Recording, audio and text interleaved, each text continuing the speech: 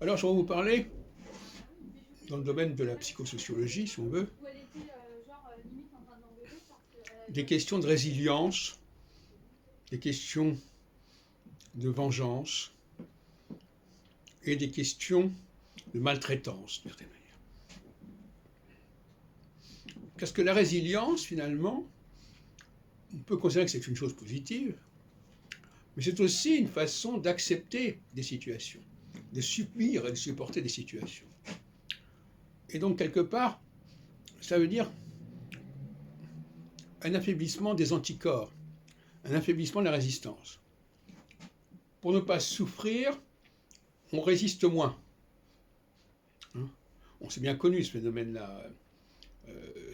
Les gens, quand ils sont dans une situation difficile, ils prennent de la distance par rapport à eux-mêmes, par exemple. Mais cette résilience, elle conduit à la vengeance. C'est-à-dire qu'elle reporte à plus tard la réaction. Au lieu de réagir immédiatement à une situation critique et agressive, eh bien, on procrastine. On reporte à plus tard, comme on dit la formule, la vengeance est un plat qui se mange froid.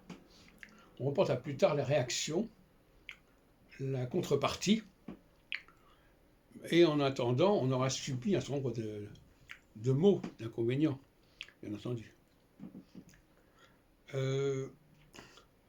Donc la résilience, c'est l'expression, quelque part, d'une maltraitance.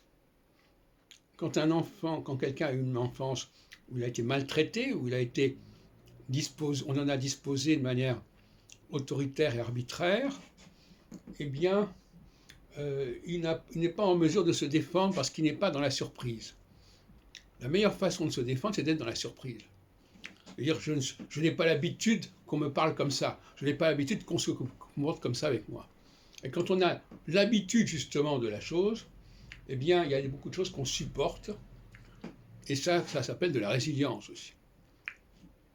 Et ça veut dire qu'au cours de sa vie, la personne va subir un certain nombre de situations